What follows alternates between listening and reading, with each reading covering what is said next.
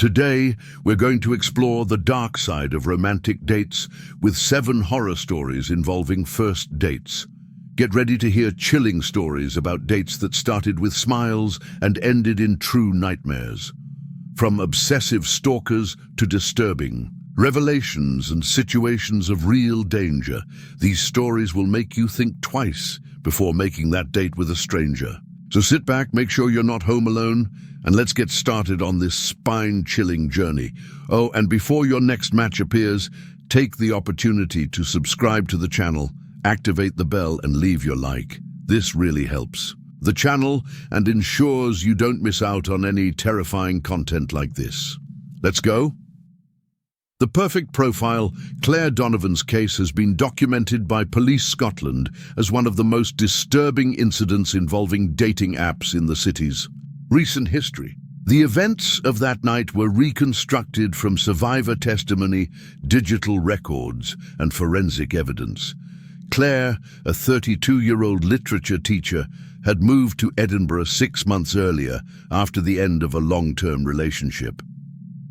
Following the advice of friends, she created a profile on the Connect app to meet people in the new city. That's when I found Malcolm's profile, Claire later reported. He seemed too perfect. Doctor, volunteer for humanitarian projects, passionate about classic literature, just like me. After 2 weeks of intense conversations, Malcolm suggested meeting at Blackwell's, an elegant restaurant in the historic centre. Claire accepted, excited at the prospect of finally meeting the man who seemed to suit her so perfectly. At the restaurant, Malcolm arrived on time. He was exactly like the photos. Tall, grey hair at the temples, piercing green eyes. Talked freely about medicine, travel and literature, exactly as he had done online. Something started bothering me during dinner, Claire said. Small inconsistencies in his stories. He mentioned having studied at Oxford, but when I asked about a famous professor there, he seemed confused. He said he worked at the Royal Infirmary, but didn't know about the new hospital annex I'd recently visited. Claire noticed other disturbing details. Malcolm avoided specific questions about his professional life, diverting the conversation to more general topics. When a waiter called him by name, it took him a few seconds to respond, as if he wasn't used to being called Malcolm. The turning point came when Claire mentioned a recent article on humanitarian medicine. "You may have read it. It was in the Lancet last month," she commented. Malcolm enthusiastically agreed, describing details of the supposed article, which Claire had invented at the time. "I realized I was facing someone who was systematically lying," she explained, "but I didn't immediately understand why."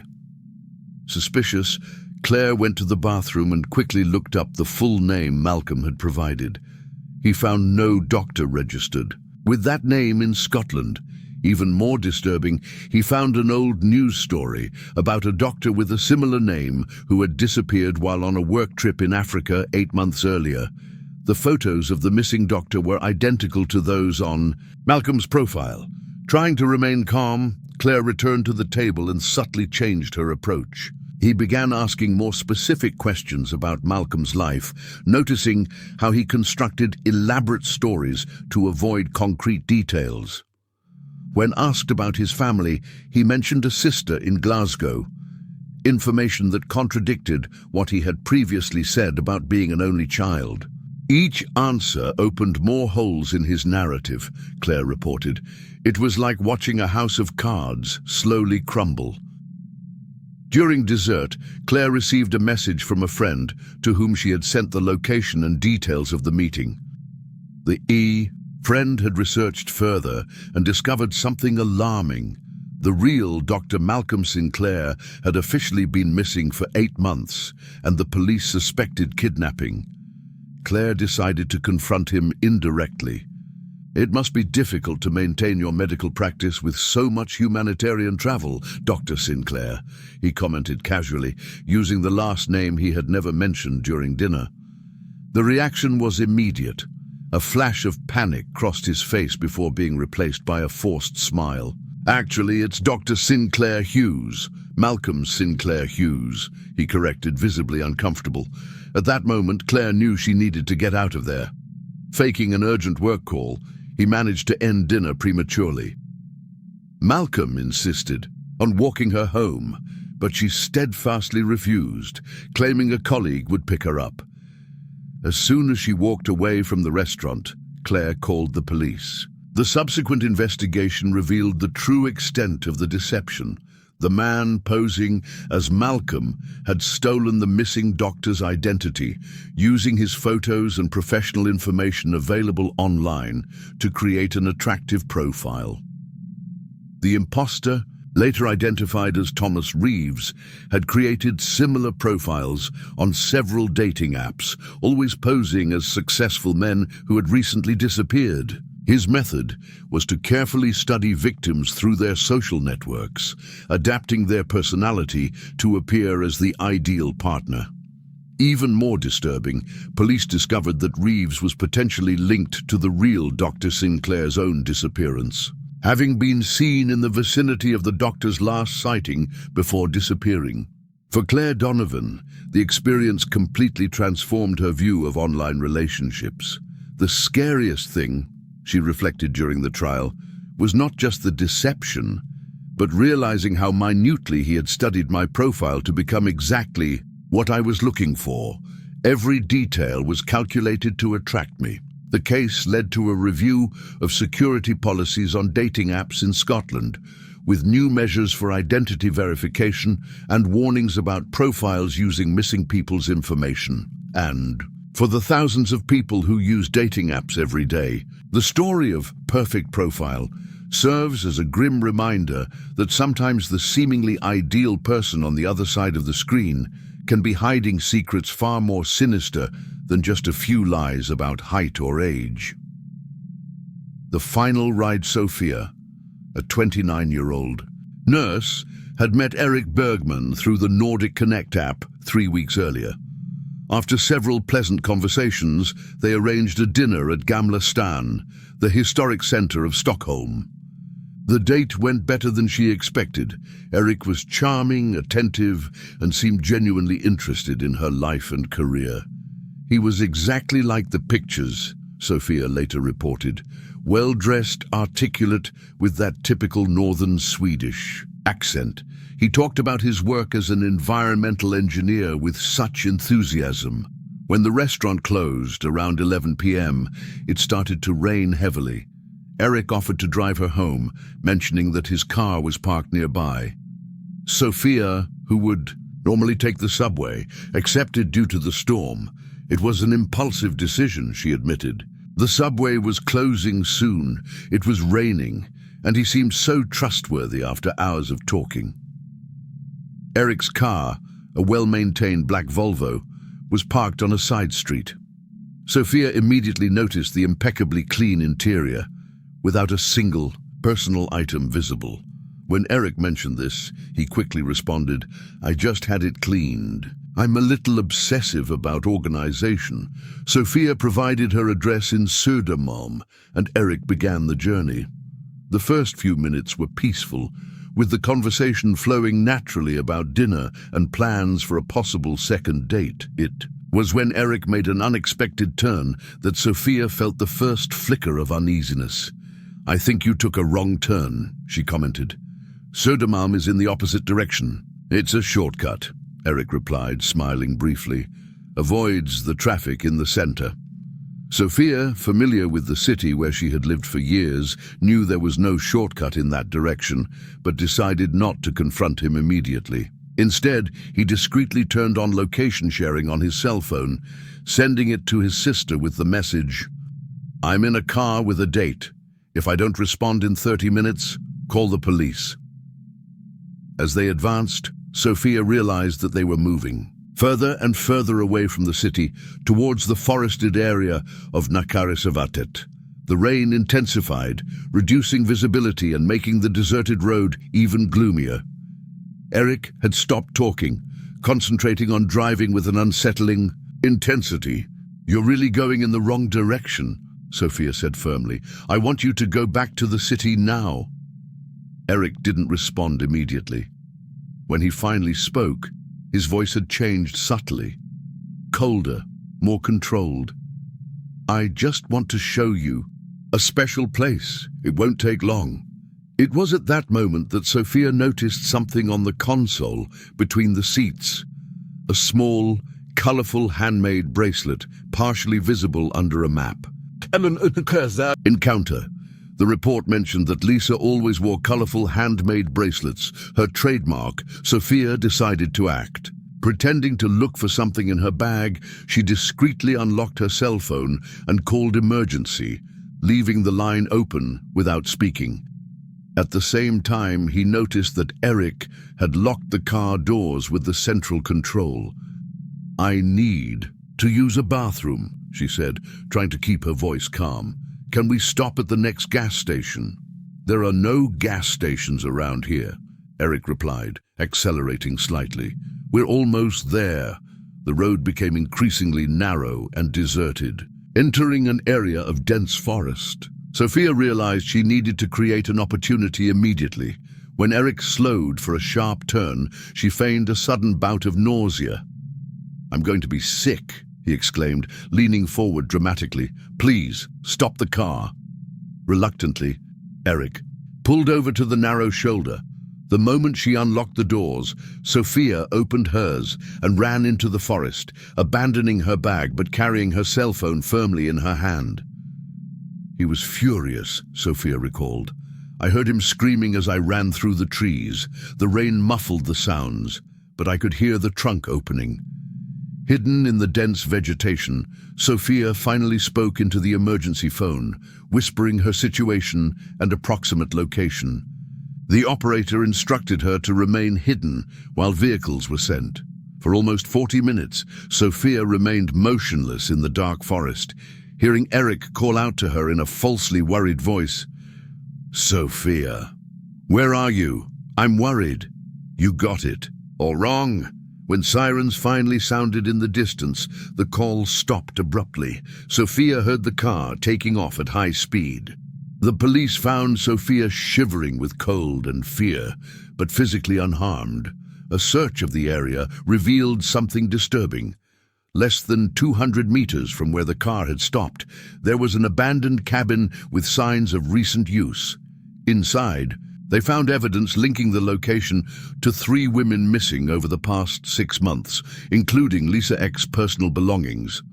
Eric Bergman, whose real name was Anders Nilsson, was captured 2 days later trying to cross the border into Norway. In his apartment, police found fake documents, restraint tools, and a diary detailing his encounters, including disturbing information about women who were never reported missing.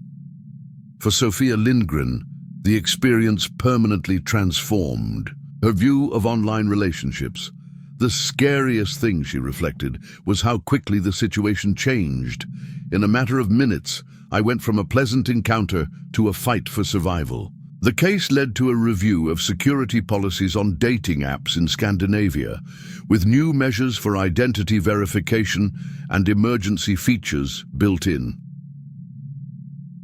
Apartment 302 Alejandra, a 28-year-old photographer, had met Miguel Herrera through the Connector app 3 weeks earlier.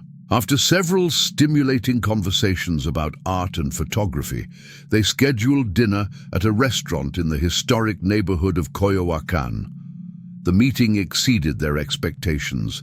Miguel was charming, cultured, and showed genuine interest. In his work, he had an impressive knowledge of photography, Alejandra later reported. He talked about composition and light like a professional. He quoted photographers I admired. It seemed perfect. After dinner, Miguel suggested that they continue the conversation in his apartment, where he had a collection of rare photography, books that he would like to show her. Alejandra, normally cautious, felt comfortable after hours of pleasant conversation and accepted the invitation. Apartment 302, located in an old building in the Roma Norte neighborhood, was spacious and elegantly decorated with artistic photographs on the walls. Miguel offered to make drinks while Alejandra explored her impressive bookshelf. "That's when I noticed something strange," said Alejandra. "All the photos on the walls were of different women in similar poses, all apparently taken on the same couch I was sitting on." While Miguel prepared drinks in the kitchen, Alejandra continued to discreetly explore the apartment. In the hallway leading to the rooms, he noticed a door locked with a digital lock system. Beside the door, partially hidden by a curtain, was a small table with a professional camera and memory cards carefully labeled with female names and dates. "I recognized one of the names immediately," Alejandra explained. "It was Daniela Vega, a model who had mysteriously disappeared 3 months earlier. I remembered the news because she was also a photographer." With growing apprehension, Alejandra tried to open the locked door. Surprisingly, the handle gave way. Someone had forgotten to activate the digital lock. What he found inside the room chilled his blood. The walls were covered with photographs of women in different stages of unconsciousness. On meticulously organized shelves, there were labeled personal belongings, earrings, bracelets, wallets, identification documents. "It was like a macabre museum," Alejandra described, shaking as she recalled, each item carefully preserved and catalogued like trophies. In one corner was an open diary with detailed notes about photo sessions with different women, including notes about what drinks they had accepted and how long it took them to lose consciousness. The most recent entry, dated that same day, mentioned Alejandra, photographer, 28 years old, followed by preparations completed. Realizing the imminent danger, Alejandra quickly photographed the room with her cell phone and sent the images to her sister along with the location of the apartment. Hearing Miguel approaching from the hallway, she quietly closed the door and returned to the room, pretending to be admiring the books. "I had to stay calm," she reported.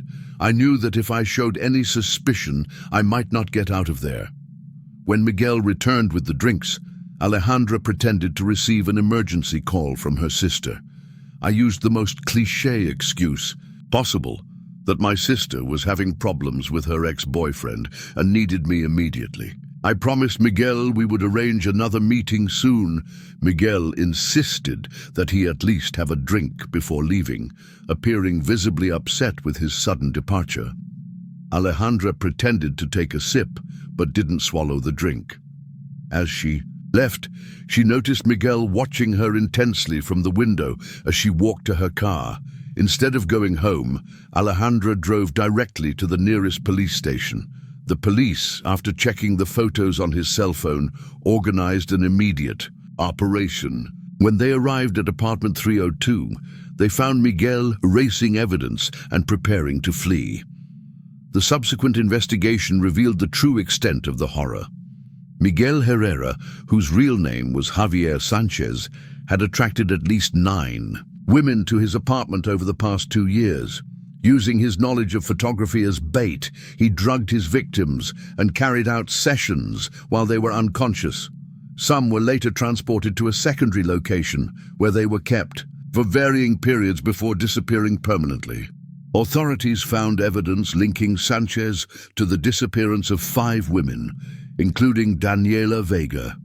On his computer, there were organized folders with photos of each victim and detailed records of their encounters. Even more disturbing, he was found to be sharing some of these images on obscure internet forums, where he received orders from specific types of victims. For Alejandra Morales, the experience permanently transformed her view of online relationships. The scariest thing, she reflected during the trial, was realizing how he used our common interests as a weapon. Photography, which had always been my passion, almost became my death sentence. The case led to a review of security policies on dating apps in Mexico, with new measures for identity verification and emergency features built in. It also highlighted the importance of sharing location with people you trust when meeting strangers, and for the thousands of people who accept apartment invitations after first dates, The story of Apartment 302 serves as a grim reminder that sometimes, behind shared interests and charming smiles, a meticulous predator can lurk, cataloging its next victims. What's up, guys? First date horror stories are chilling by now, aren't they? If you're enjoying these scary stories, how about taking a quick stop and subscribing to the channel? Just click the sign up button below and take the opportunity to leave your like too. This really helps the channel grow and motivates me to continue bringing you more terrifying content like this. It's quick and makes all the difference. Now, shall we go back to our first date horror stories? There's still a lot of fear ahead. 4. Photography. The autumn sun bathed the banks of the Seine when Isabelle Moreau, a 32-year-old French journalist, decided to spend her afternoon off at Café Lumière, close to the Musée d'Orsay. The place was his favorite haunt to watch tourists and locals while working on his laptop. That afternoon, however, his attention was captured by a man sitting alone at the next table, tall, dark-haired and penetrating eyes, with a professional camera hanging around his neck. "Pardon me," he said in French with a slight accent. "Would you mind taking a photo of me with the view of the river in the background?" Isabelle accepted, taking the camera he offered, a vintage analog Leica, the kind only serious photographers still used. As he framed the photo, he noticed how naturally he positioned himself, like someone used to being on the other side of the lens. "Are you a photographer?" she asked, handing the camera back. "Yes, I'm here for a job," he replied with a charming smile. "I'm Flavio from Brazil." The conversation flowed naturally. Flavio said he was in Paris to photograph a wedding and was taking advantage of a few extra days to explore the city. He spoke about analog photography with genuine passion. He knew angles and compositions that only professionals could master. Isabelle, who had always been interested in photography, found herself completely involved in the conversation. "Can I show you some of my work?" he offered, moving his chair closer and showing a digital portfolio on his tablet.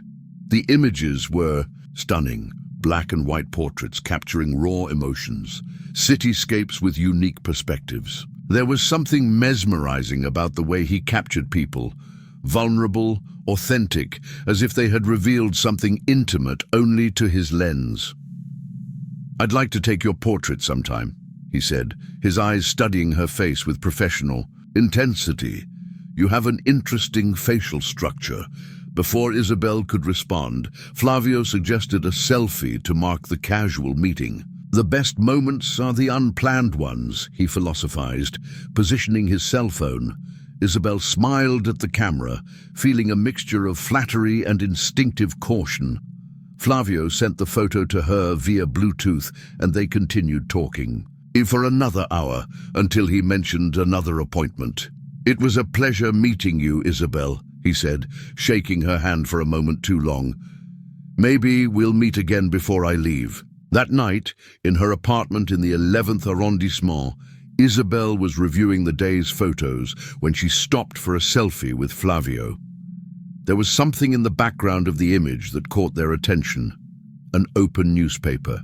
On an empty table behind them, zooming in on the image, his heart raced. On the visible page of the newspaper, there was a small but clear photo of Flavio next to a partially legible headline, "Photographer suspected in series of..." Isabelle immediately opened her laptop and searched for recent news about photographers. The third result chilled his blood. Brazilian photographer joins Interpol's missing list.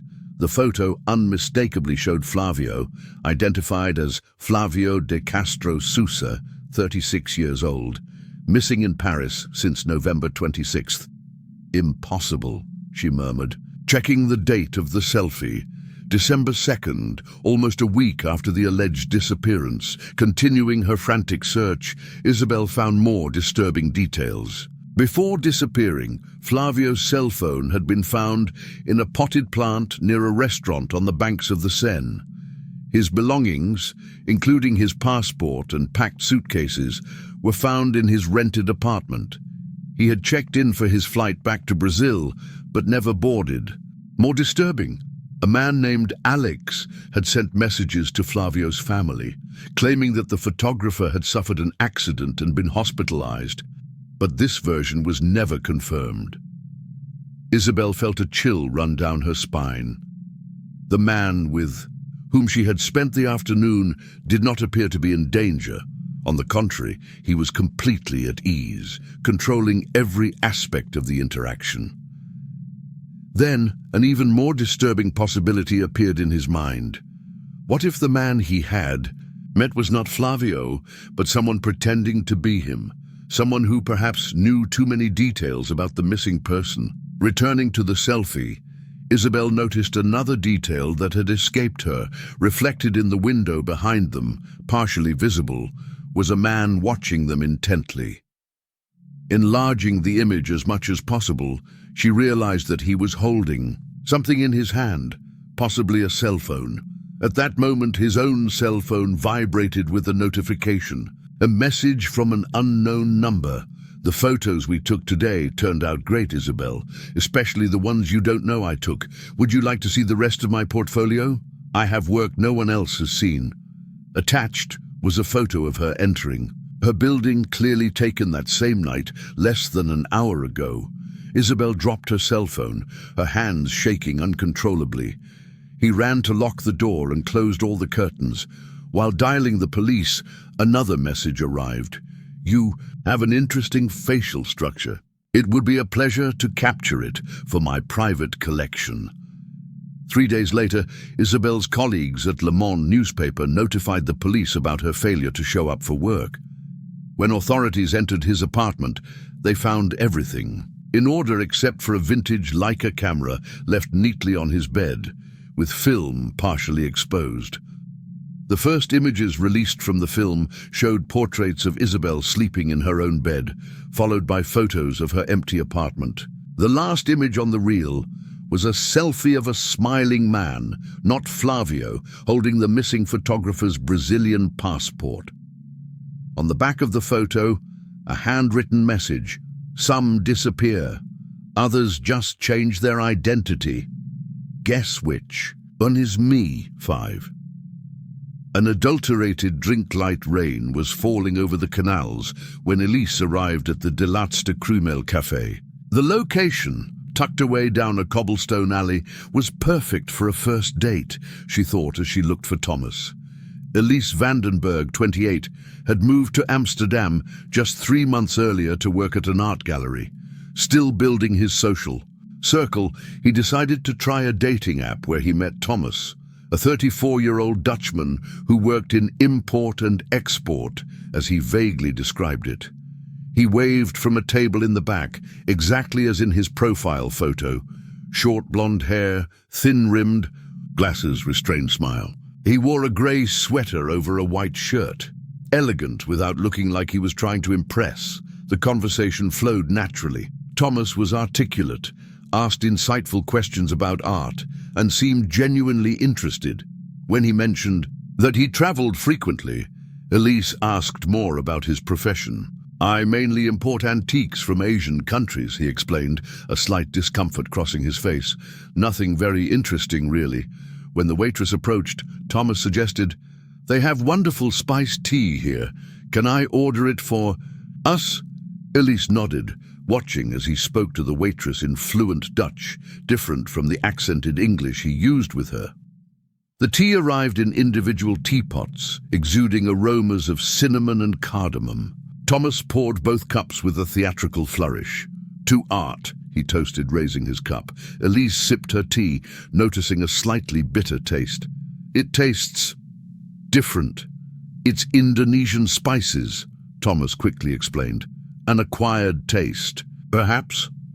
20 minutes later, Elise felt the first wave of dizziness. The ambient light of the cafe seemed to intensify, the surrounding voices becoming simultaneously louder and further away. She tried to focus on Thomas's face, which now seemed to be watching her with clinical intensity. Are you well? He asked, leaning forward. You look a little pale. I'm a little dizzy, she admitted, trying to get up. Maybe I need some fresh air. Thomas quickly walked around the table to help her. "Let me walk you outside." As he guided her to the door, Elise noticed that her legs felt heavy, disconnected from her body. The room rotated slightly. Something was wrong, terribly wrong. In the small bathroom where Thomas took her to recover, Elise struggled to maintain consciousness. Through the fog that invaded his mind, he saw Thomas take a second phone out of his pocket, not the smartphone he had used before, but an older, basic model.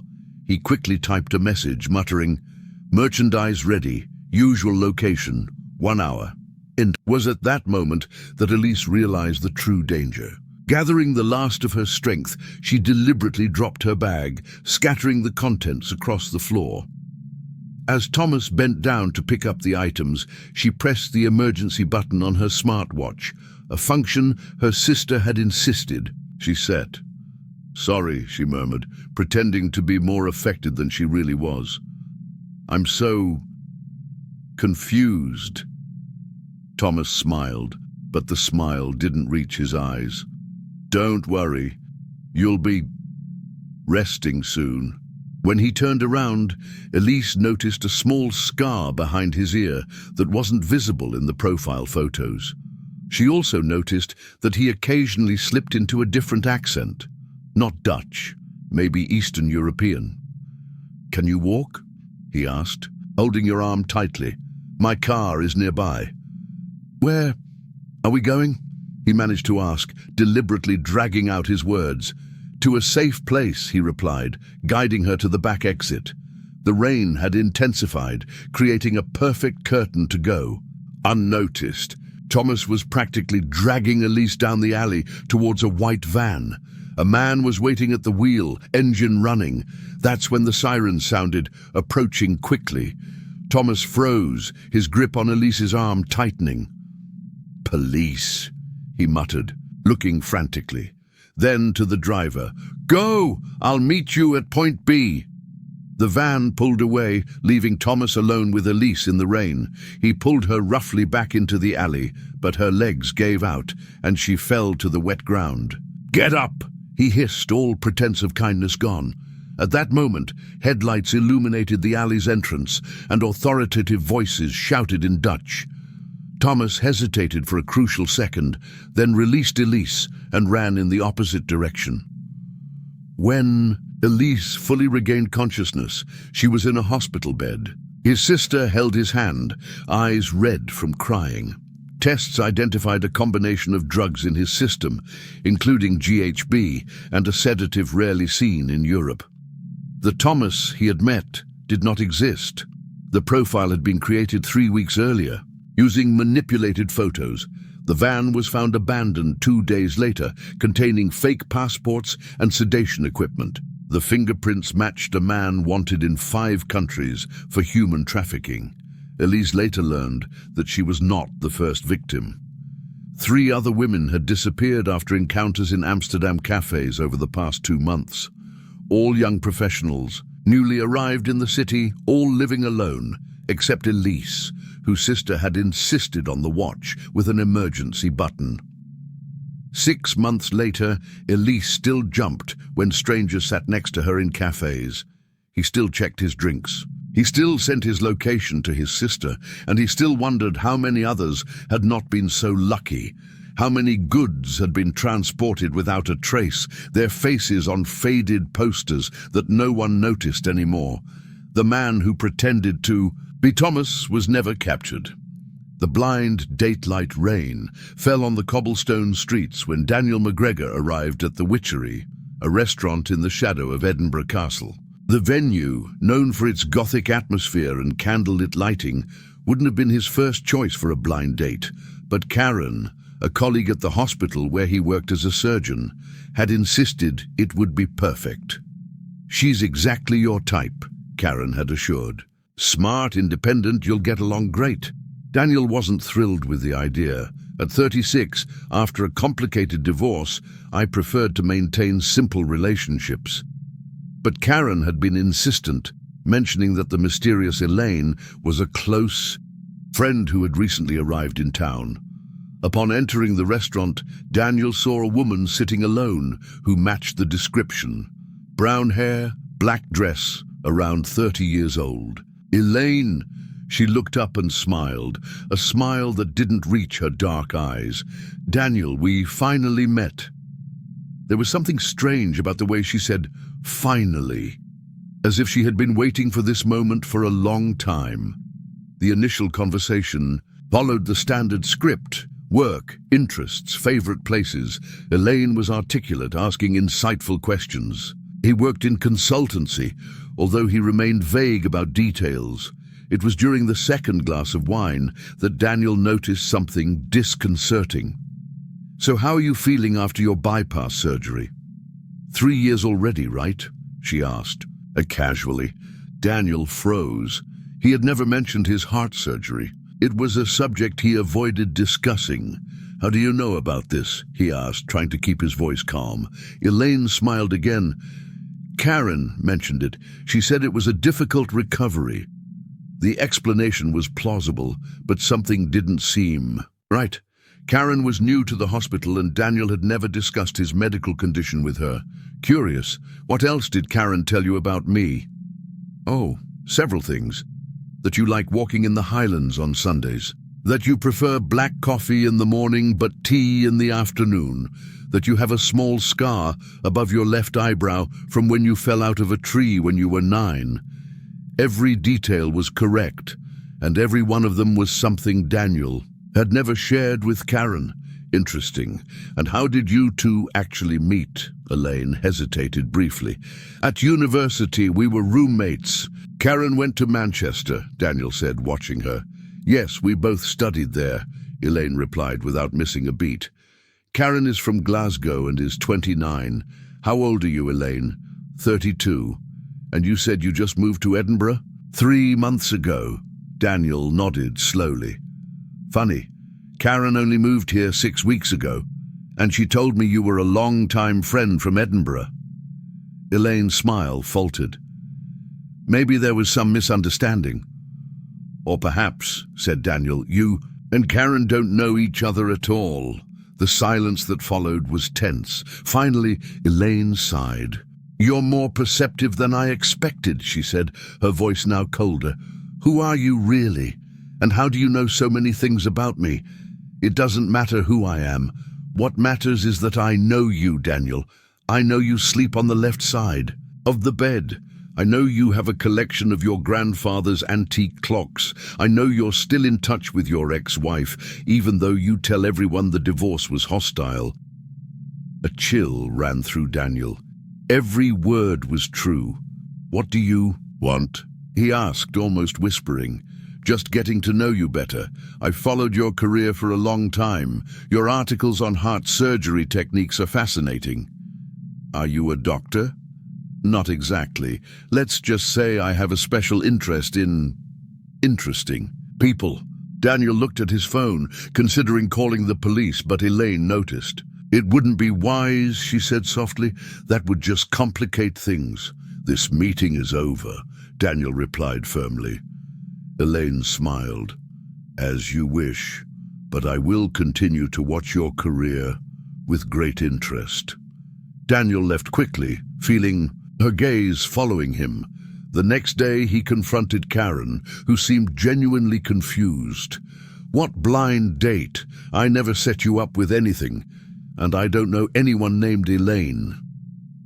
A week later, Daniel received a small package at his office. Inside was a perfect replica of his favorite watch in his collection, one he kept locked away at home.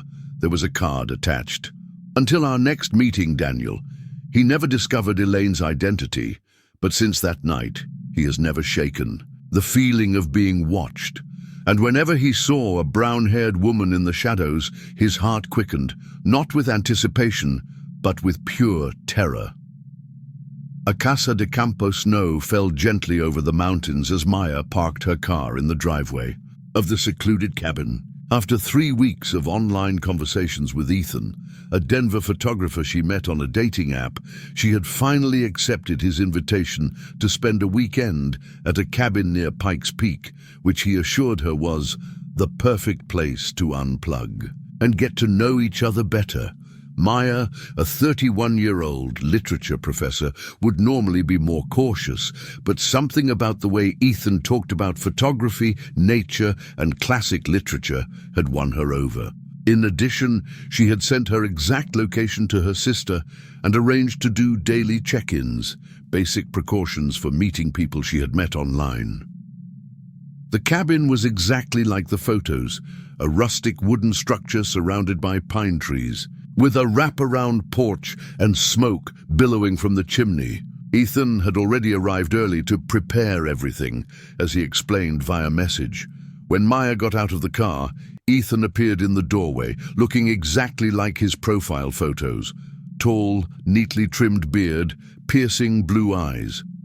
His smile seemed genuinely warm as he helped with the bags.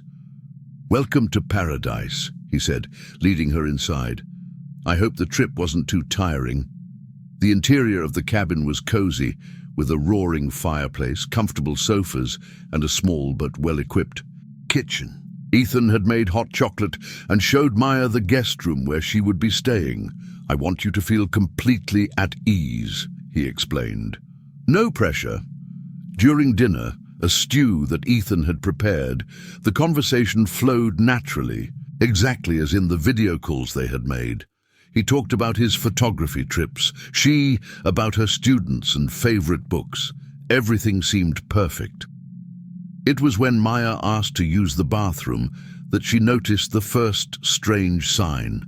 In the hallway, he saw a partially open door that Ethan hadn't shown during the tour of the cabin. Inside, he glimpsed what appeared to be a mattress on the floor and something that looked like ropes.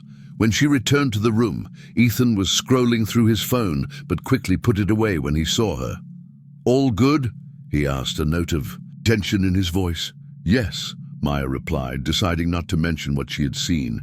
"Just a little tired from the trip." While Ethan washed the dishes, Maya pretended to check her phone, but in fact discreetly took photos of the room, noticing details that had initially been missed. Scuff marks on the front door, what appeared to be a poorly cleaned dark stain on the carpet, and, most disturbingly, what appeared to be a small camera hidden in the bookshelf. "No signal here," Ethan commented casually, returning from the kitchen. "One of the charms of being isolated. But I have satellite internet." For emergencies?" Maya forced a smile. "Of course. My sister already knows I won't be able to check in today." A shadow briefly crossed Ethan's face. "Did you tell anyone you'd be here with me?" "Only to my sister," Maya replied, closely watching her reaction. "She's super protective." Ethan visibly relaxed. "Understandable. You can never be too careful these days." When Maya asked to take a walk outside before bed, Ethan hesitated. "It's very dark and cold, and there are bears this time of year. Better to leave it until tomorrow." Later, while pretending to get ready for bed, Maya discreetly tested the bedroom window, only to discover that it was nailed shut from the inside. The bedroom door did not have a lock. In the middle of the night, he woke up to the sound of footsteps in the hallway. Pretending to sleep, she half opened her eyes and saw Ethan standing in the doorway, watching her intently. After a few harrowing minutes, he walked away. Maya waited an hour before silently getting up. With his cell phone's flashlight, he carefully explored the hallway until he found the half-open door he had seen before. What he found confirmed his worst fears. The room contained a dark, stained mattress, ropes, duct tape, and most disturbingly various female belongings. Lipstick, earrings, even a wallet with identification belonging to a woman named Jennifer. On the wall were photos of women in different stages of fear, some clearly taken in the same cabin. On a table, he found a diary detailing previous guests and their stay periods, some lasting weeks. With her heart racing, Maya silently returned to her room and barricaded the door with the dresser. I needed to escape, but all the exits were blocked and there was no cell phone signal. In the morning, Ethan knocked softly on the door. "Maya, I prepared breakfast. I hope you slept well." "I'll be there in a minute," she replied, trying to keep her voice normal as she frantically looked for an escape route. That's when he noticed something he had ignored before. A small window in the bathroom attached to the room, just big enough to fit through. It was locked, but not nailed down like the others. During breakfast, Maya feigned excitement over Ethan's plans for the day, a hike to a nearby lake. "I just need to get a few things from the car first," she said casually. "I'll get it for you," Ethan offered quickly. "It's cold outside." "They're feminine products," Maya lied. "I'd rather get it myself." Reluctantly, Ethan agreed to walk her to the car. As he unlocked the main door, confirming that it was locked from the outside, Maya noticed a second key on the keychain. In the car, pretending to look for something, Maya managed to send her location to her sister with a single word: help. He didn't know if the message would be delivered when he eventually found a signal, but it was his only hope. Back at the cabin, Maya said she needed a shower before the hike. In the bathroom, with the water running to mask the sound, he managed to force open the window and escape, running desperately through the forest towards the main road. He didn't get far before he heard Ethan calling his name, first with concern, then with growing anger. The sound of her heavy footsteps in the snow propelled her forward, even as her lungs burned from the cold mountain air. When he finally reached the road, a park patrol car was approaching. His sister had received the message and alerted the authorities. Maya had never felt so much relief as she did when she saw those lights approaching. Ethan was arrested hours later, trying to escape from the cabin. Subsequent investigation revealed that he had lured at least 5 other women to the cabin over the past 2 years. 2 of them were never found, and so we come to the end of our 7 horror stories involving first dates. So, what did you think? Which story gave you the most goosebumps? Will any of them make you check the profile of your next match better? Tell me in the comments which one was your favorite. If you enjoyed this dive into the terrifying world of romantic encounters gone wrong, don't forget to leave a like. This really helps the channel grow and motivates me to keep bringing more scary content like this. And if you are not yet registered, take the opportunity now to sign up and activate the bell.